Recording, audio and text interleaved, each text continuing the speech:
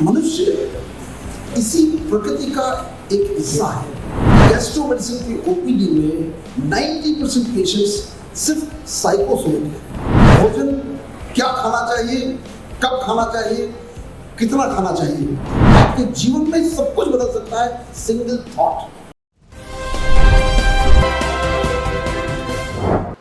बहुत अच्छा विषय चुना है। एक्चुअली जब हमको मेडिसिन पढ़ाई गई तो उस समय हमको बड़ा वाटर टाइट कंपार्टमेंट में हम लोगों ने पढ़ी मेडिसिन। एनाटॉमी पढ़ी तो सिर्फ एनाटॉमी पढ़ी, फिजियोलॉजी पढ़ी तो फिजियोलॉजी पढ़ी, इसी तरह मेडिसिन के डिफरेंट डिपार्टमेंट्स में पढ़े, तमाम तरीके की पैथोलॉजी पढ़ी, फिर उसको ट्रीटमेंट पढ़े, समझा। लेकिन ये बहुत ही वाटर टाइट कंपार्टमेंट है। मतलब इसका ये कि हमने एक दूसरे का लिंकेज बिल्कुल नहीं समझा, न बिल्कुल जाना। बहुत लेटर स्टेज में ये बात धीरे धीरे समझ में आना शुरू हुई कि आपस में ये पूरा शरीर का एक एक ऑर्गन एक दूसरे से कनेक्टेड है और एक दूसरे से बात करता है, एक दूसरे को प्रभावित करता है और उस प्रभाव के कारण ही हमारे अंदर तमाम तरीके के विकास बीमारियां पैदा होती हैं। एक और बात हमने कभी नहीं देखा, कभी समझा नहीं, और जब उसको सोचते हैं तो बहुत अजीब लगता है। क्या ये सही है कि मनुष्य इसी प्रकृति का एक हिस्सा है? जैसे तमाम पशु पक्षी अन्य प्राणीगण हैं, वैसे ही मनुष्य भी एक प्राणी है, एनिमल है, और इसका पूरी प्रकृति से संबंध है। बस एक ही अच्छी बात है कि इस पूरे इवोल्यूशन में मनुष्य हाईएस्ट डिग्री पे है, इसकी चेतना, इसकी कॉन्शियसनेस हाईएस्ट डिग्री में है, और इस कारण से हम बहुत कुछ पा सके, बहुत कुछ अचीव कर सके। जितने नए नए आविष्कार हम लोगों ने किए हैं इस पिछले 50 वर्षों में, और जितनी टेक्नोलॉजी विकसित हुई है, उतनी बहुत पिछले कई सौ वर्षों में भी टेक्नोलॉजी विकसित नहीं हुई। लेकिन वो टेक्नोलॉजी हमने ही विकसित की, लेकिन अल्टीमेटली वो इतनी हाई लेवल पर पहुंच गई कि आज की तारीख में हम आर्टिफिशियल इंटेलिजेंस की बात करते हैं। आर्टिफिशियल इंटेलिजेंस से हम सब कुछ एक फ्रैक्शन ऑफ ए सेकंड में जान जाते हैं, पता कर लेते हैं। हम उसको कोई एक थॉट देते हैं, कोई प्रॉम्प्ट देते हैं, उस प्रॉम्प्ट से हमारे सोचने की स्पीड से ज़्यादा, कई गुना ज़्यादा स्पीड से वो हमको इन्फॉर्मेशन दे देता है। उस इन्फॉर्मेशन को इंटरप्रेट कर देता है, समराइज कर देता है, उसका पीपीटी प्रेजेंटेशन बना देता है, उसकी इमेजेस क्रिएट कर देता है, और वो भी फ्रैक्शन ऑफ सेकंड्स में, 1 सेकंड से कम समय में ये काम उसका हो जाता है। मतलब ये कि हमने बहुत विकास किया है, लेकिन एक विकास में बिल्कुल निरंतर स्तर में किया है।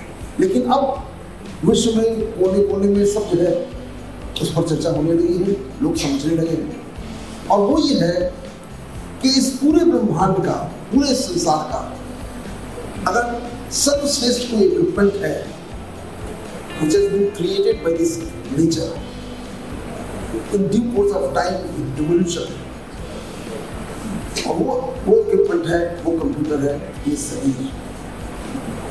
इससे बेहतरीन कंप्यूटर कोई सोच नहीं सकता। और जब आप उसको एक एंड से दूसरे एंड तक उसकी कम्युनिकेशन को देखें, उस बृहत्ता में कोई देखा नहीं जाता, तो आप आश्चर्यचकित रह जाएंगे। आपको लगेगा it's a miracle which has been created and it has been created for us। और ये शरीर कैसे संचालित होता है, इस पर कभी सोचते ही नहीं और जानते ही। इसका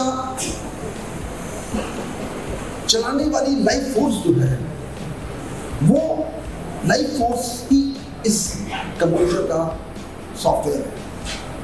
और वो लाइफ फोर्स कैसे काम करती है, कैसे हमको चलाती है, कैसे जीवित रखती है और कैसे हमारे सारे ऑर्गन्स को चलाती है, उसके बारे में तो बिल्कुल मिनिमल ज्ञान है या नहीं ज्ञान है। तो हम सब चीज़ों को तोड़ तोड़ के अलग अलग टुकड़े में देखते हैं। और उसके बाद जो जो साइंस इवॉल्व हो रही है तो डिपार्टमेंट्स और ज़्यादा नैरो माइंडेड होने जा रहे हैं। पहले मेडिसिन थी, मेडिसिन के बाद मेडिसिन के टुकड़े हुए, नेफ्रोलॉजी हो गई, गैस्ट्रोएंटरोलॉजी हो गई, कार्डियोलॉजी हो गई, और उसके में भी अब पीडियाट्रिक्स कार्डियोलॉजी हो गई और जीरियाट्रिक कार्डियोलॉजी हो गई।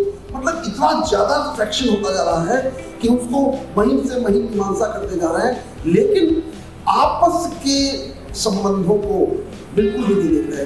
ये ऑर्गन, ये डिपार्टमेंट आपस में कैसे कम्युनिकेट करते हैं। हमारे शरीर के अंदर कई हजार कम्युनिकेशन मॉलिक्यूल्स हैं जो एक ऑर्गन से दूसरे ऑर्गन में मैसेज भेजते हैं, मैसेजिंग मॉलिक्यूल्स हैं।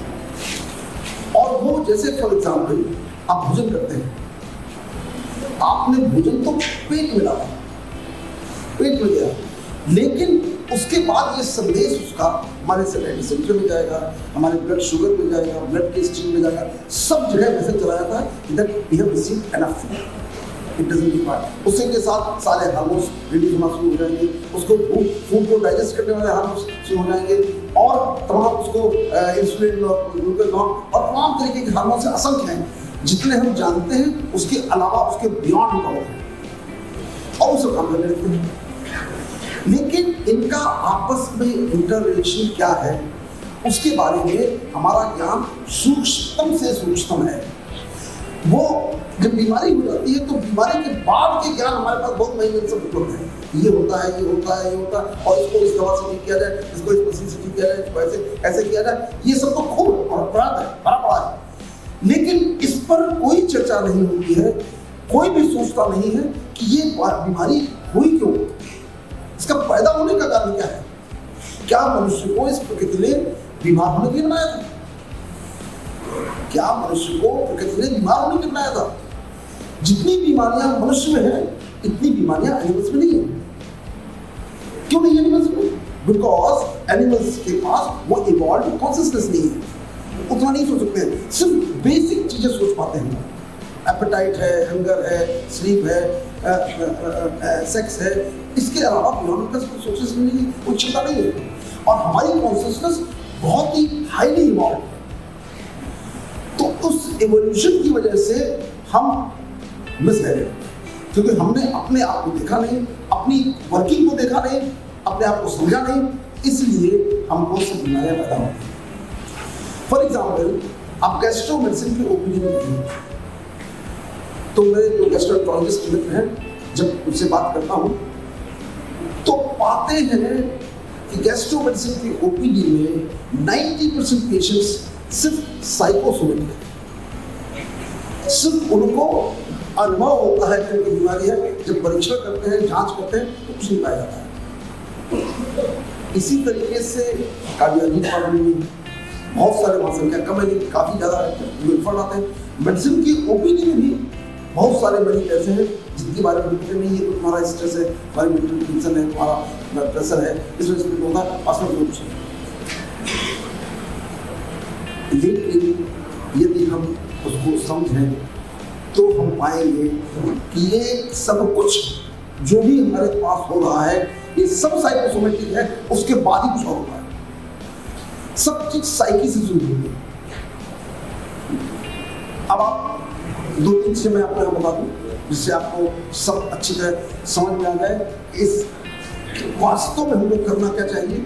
जो हम कर रहे हैं वो सही है। जब हम बीमार हो गए तो इलाज करना ही है, इलाज को नहीं निकाल सकते हम, लेकिन हम बीमार ना हो ये तो हमें जानना पड़ेगा। तो सबसे पहले हम बात करेंगे भोजन की। गैस्ट्रो मेडिसिन है, भोजन क्या खाना चाहिए, कब खाना चाहिए, कितना खाना चाहिए। तो मैं मोटी मोटी गाइडलाइन बता सकता हूँ, बाकी मैं आपको तमाम सारे टेक्निक्स बता देंगे। तो मोटा मोटा गाइडलाइन ये है कि हमको शुद्ध सात्विक प्राकृतिक भोजन करना है। जितना नेचर के करीब रहेंगे, जितना हरी सब्जियां खाएंगे, पत्तेदार सब्जियां खाएंगे, फल खाएंगे, नेचुरल सीरियल्स खाएंगे, नेचुरल चीजें खाएंगे, उतना हम जितना प्रकृति के पास रहेंगे उतने हम स्वस्थ रहेंगे। और कब खाना है?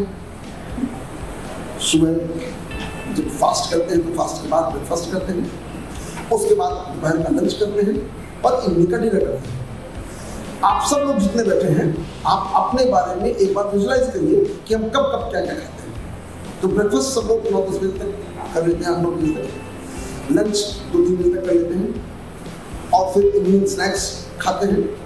और भोजन कब करते हैं? ऐसा ही शायद कोई रेयर व्यक्ति मिलेगा इस पूरी भीड़ में जितने लोग हम लोग यहाँ बैठे हुए हैं जो भोजन रात्रि का भोजन 9 बजे के पहले, शायद ही कोई मिलेगा। और हमको भोजन कितने बजे करना है? हमको भोजन सूर्यास्त के पहले करना है। क्यों करना है? उसका कारण दिल्ली की क्वेश्चन आपको लोग बताएंगे कि किस कारण से सूर्यास्त से पहले करना चाहिए। गैस्ट्रिक एम्पटिंग टाइम 2.5 से 3 घंटा होता है। तो जब हम सोए उसके पहले हमारा स्टमक खाली होना चाहिए, अन्यथा ब्लोटिंग होती रहेगी, पेट टूटता रहेगा, रात को नींद नहीं आएगी। लेकिन ऐसा है नहीं। और किस तरीके का भोजन करते हैं? हम जो भोजन करते हैं ढेर सारी ग्रेवी, मसाला, इतना होगा स्पाइसी कि पूछे नॉन वेजिटेरियन तो पूरा भरा होगा। हमारे शरीर के अंदर एक मैकेनिज्म है जिसके तहत चाहे कुछ हम खाएं, कार्बोहाइड्रेट खाएं, प्रोटीन खाएं, फैट खाएं, कुछ भी हम खाएं, हमारे शरीर को उसको कन्वर्ट करने के लिए उसके पास पावर है। वो कार्बोहाइड्रेट को फैट में बदल सकता है, फैट को प्रोटीन में बदल सकता है, सब आपस में इंटरकनेक्टेड है।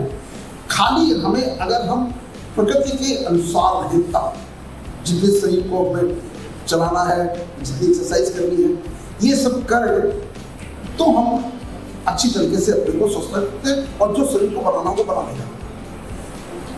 नॉन वेजिटेरियन फूड क्यों नहीं खाना चाहिए या क्यों खाना चाहिए? जो खाने वाले लोग हैं उसको बताते हैं फर्स्ट क्लास प्रोटीन है, शरीर को फर्स्ट क्लास प्रोटीन मिलती है, लेकिन फर्स्ट क्लास प्रोटीन ही सब कुछ नहीं है। अब मैं उस क्षेत्र में आ रहा हूँ कि फर्स्ट क्लास प्रोटीन ही सब कुछ नहीं है, उसके साथ बहुत कुछ और है जो मेरे पास आ जाता है, जो मेरा बहुत नुकसान करता है। हमें उस प्रोटीन के साथ साथ जिस जीव की भी हत्या की जाती है, तो जिस समय उसकी हत्या की जाती है वो किस वाइब्रेशन में होता है? वो एनर्जी के सबसे लोएस्ट वाइब्रेशन में होता है, दुख में होता है, पीड़ा में होता है, रोष में होता है। उस समय उसके अंदर भय होता है। ये सब कुछ उसके अंदर इतने इमोशंस की कॉन्शियसनेस हर एनिमल में है, और वो वाइब्रेशन फूड के साथ आता है और आकर के हमारे पास वो सारे के सारे वाइब्रेशंस हमारे अंदर हो जाते हैं। इसलिए नॉन वेजिटेरियन फूड नहीं खाना चाहिए। अब वर्ल्ड वेगन पर जो जा रहा है, सब लोगों को धीरे समझ आ रहा है कि मनुष्य भोजन शाकाहारी भोजन खाने के लिए बनाया गया था, वो मांसाहारी भोजन खाने के लिए बनाया गया है। लेकिन चूंकि हमारा इवोल्यूशन इतना ज्यादा हो गया है, इसलिए हम दोनों बचा सकते हैं। दूसरी बात है कि इस जो एनर्जी है, ये एनर्जी कैसे फ्लो करती है, कैसे डिफरेंट ऑर्गन्स को कंट्रोल करती है, ये हाइपोथैलेमस पिट्यूटरी के जंक्शन पर रेटिकुलर फॉर्मेशन है, जहां से ये एनर्जी ओरिजिनेट होती है इस बॉडी में, और वहां से ये इस पूरे शरीर का पेस मेकर है, और वहां से वो मुख्य 3 पार्ट से, बाकी और वहीं बहुत सैकड़ों है, 3 तरीके से हमारे शरीर को डोमिनेट करती है। एक है नर्वस सिस्टम, दूसरा है न्यूरोट्रांसमीटर सिस्टम, और तीसरा है हार्मोनल सिस्टम। और ये सारे के सारे सिस्टम जो गवर्न होते हैं, वो गवर्न होते हैं हमारे थॉट्स, विचारों से। विचार जो थॉट्स हैं, इस पूरे संसार के मोस्ट पावरफुल एनर्जी है। जिसको हम बिना सोचे समझे निकालते रहते हैं। और वो एनर्जी इतनी पावरफुल है which can create miracles। आपके जीवन में सब कुछ बदल सकता है सिंगल थॉट। और वो थॉट कैसे बदलता है?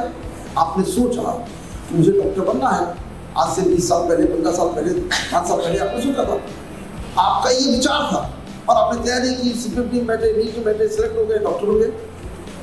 आपने सोचा कि मेडिकल कॉलेज बनाना था, it is a thought, nothing more than that. आज इतना बड़ा बनके तैयार है। कोई भी थॉट आप काम करते हो एक सिंगल थॉट होता है और वो थॉट इतना पावरफुल होता है, अगर उस थॉट को हम मॉड्यूलेट करना जान जाएं तो हम अपने जीवन के ज़्यादातर प्रश्नों का निवारण कर सकते हैं। वो चाहे फिजिकल बीमारी हो, चाहे इमोशनल बीमारी हो, चाहे इंटरपर्सनल रिलेशन हो और चाहे संसार की बड़ी से बड़ी समस्या हो, उसका हम निवारण कर सकते हैं। लेकिन हम अनकॉन्शियसली हम उन थॉट्स के जाल में फंस गए हैं जो नेगेटिव थॉट्स हैं। हम लोगों को जो थॉट्स इस शरीर को बीमारी से दूर रखते हैं, स्वस्थ रखते हैं, उन थॉट से हम बहुत दूर जा चुके हैं। And that is the basic reason for development of any disease. हमारे इस शरीर को स्वस्थ रखने के लिए जो विचार चाहिए वो विचार है प्रेम के, करुणा के, दया के, शुभ भावना के, शुभकामना के, सुख के, शांति के, आनंद के। ये विचार हमको स्वस्थ रखते हैं और जब ये विचार हमारे अंदर होते हैं तो हमारा पैरासिम्पैथिक सिस्टम स्टिमुलेट होता है, शरीर में कामनेस होती है, माइंड में पीस होती है और हमारे पूरे शरीर को नॉर्मली बिहेव कराती है। न्यूरोट्रांसमीटर्स इनहिबिटरी रिलीज होते हैं और हार्मोन्स हार्मोनी में होते हैं। लेकिन वास्तव में वर्तमान जीवन में हमारे थॉट्स की क्वालिटी क्या है? हमारी थॉट्स की क्वालिटी है ईर्ष्या, द्वेष की, क्रोध की, मोह की, अहंकार की, काम की, वासना की, कंपटीशन की, कंपैरिजन की। ये हमारे थॉट्स हैं, 24 घंटे के थॉट्स हैं। एक दिन में आपको सुनकर के आश्चर्य होगा, एक दिन में सामान्य व्यक्ति 70,000 थॉट्स एक दिन में लेता है।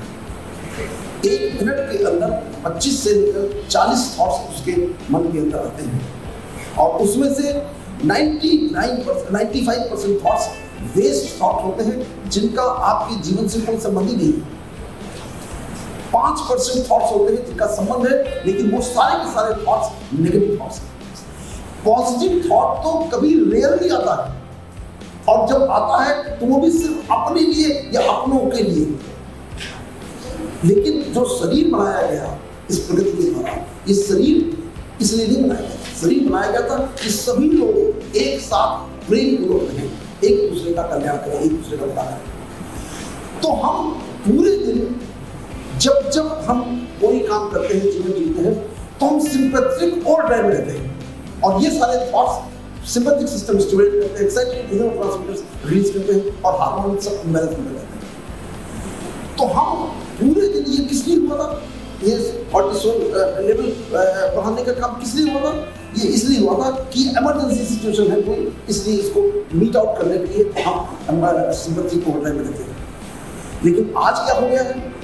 हम 24 घंटे सिंपैथिक को ड्राइव में, पैरासिम्पैथिक ड्राइव तो रहती नहीं कभी, और हम 24 घंटे अपने आप को बीमार करते हैं, 24 घंटे अपने शरीर के अंदर बीमारी के लक्षण भेजते हैं।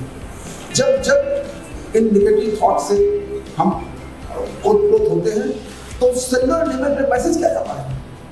सेलुलर लेवल पर ये ऑक्सीडेटिव फ्री रेडिकल की सिंथेसिस करते हैं और ये ऑक्सीडेटिव फ्री रेडिकल एक सेकंड में एक सेल के अंदर 60,000 तक आते हैं जब आप सामान्य अवस्था में रहते हैं, जब आप पॉजिटिव सोचते हैं, जब आप प्रेम में होते हैं, करुणा में होते हैं, दया में होते हैं, जिसको उसकी सेल की माइटोकॉन्ड्रिया मेटाबोलाइज कर सकती है।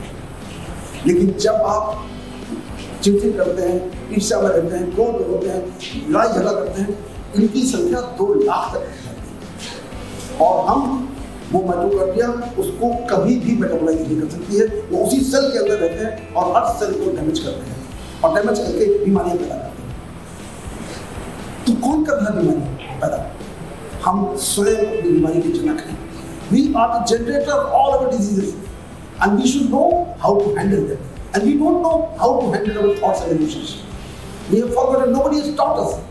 that how we can control, how can modulate our thoughts, emotions, attributes and memories.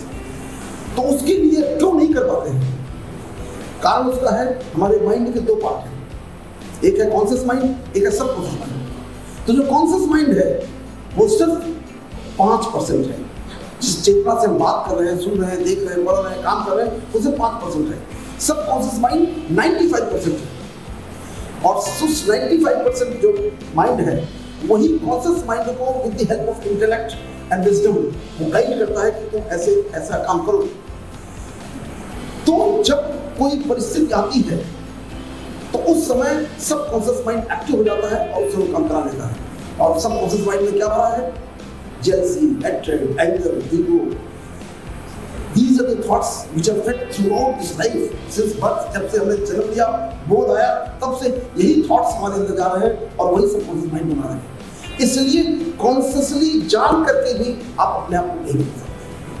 तो जब जब परिस्थिति आती है, क्योंकि न्यूरॉन्स की जो स्पीड है बहुत फास्ट है, 1 सेकंड के 10,000वें हिस्से में न्यूरॉन में एक एंड से मैसेज दूसरे एंड में ट्रांसफर हो जाता है, 1 सेकंड के 10,000 हिस्से में। और वो उसके बाद एक न्यूरॉन को नहीं एक्टिवेट करता, वो 10,000 न्यूरॉन को एक्टिवेट करता है, और वो थॉट मन मस्तिष्क में एक क्षण के अंदर छा जाता है और आपको वही करने को मजबूर कर देता है जो आपके सबकॉन्शियस माइंड में है। आप चाहते हैं कि अच्छा करें लेकिन नहीं कर पाएंगे। तो बीमारी को ठीक करने के लिए, और इसमें मैं किसी और दिन इस पर चर्चा करूंगा, जितनी भी बीमारी है, चाहे वो बैक्टीरियल इन्फेक्शन हो, वायरल इन्फेक्शन हो, मेटाबॉलिक सिंड्रोम हो, ऑटोइम्यून डिसऑर्डर हो, इवन कैंसर, इन सब की जेनेसिस हमारे थॉट से होती है, प्राइमरीली थॉट से होती है, बाकी सब सपोर्टिव फीचर है।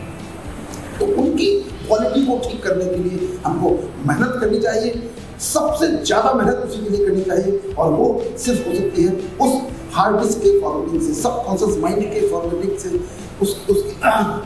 उसकी क्लींजिंग से हम अपने थॉट्स को इंप्रूव कर सकते हैं।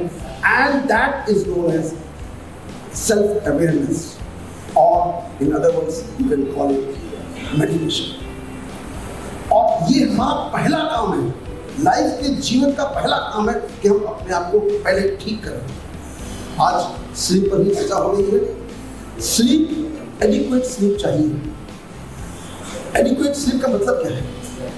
मतलब है, मैंने आपको अभी 2 मिनट पहले बताया कि हम इस प्रकृति से जुड़े हुए हैं। तो एक बायोलॉजिकल क्लॉक हमारे यहाँ लगी हुई है हाइपोथैलेमस में, और वो बायोलॉजिकल क्लॉक सन से रेगुलेट होती है। तो सन का जो रेगुलेशन है उसके अनुसार यदि हम अपनी डायरेक्ट साइकिल को मेंटेन करते हैं तो हम स्वस्थ रहते हैं। हमारी स्लीप 100% लोगों की डिस्टर्ब है, बारिंग few hundred people in the whole world, because हमारे सोने का समय है जो प्रकृति ने डिसाइड किया है वो 9:30-10 बजे है। जगने का समय 3:30-4 बजे है। क्यों है वो भी बताता हूँ आपको। लेकिन कितने लोग जगते हैं इस साइकिल को फॉलो करते हैं? धर्म ग्रंथों में भी इसी तरह दिया गया, जैनों में लिखा गया ऐसे करिए, लेकिन वो फॉलो भी नहीं करते हैं, सिर्फ कहते हैं। लेकिन ये सबके लिए है, वो सब जैनों का नहीं है, सबका है। पूरी ऊर्जा इस शरीर को जो ऊर्जा मिलती है वो प्राइमरी सोर्स सूर्य है। तो हमको क्यों नहीं सोना चाहिए सुबह 4 बजे के बाद? क्यों नहीं सोना चाहिए?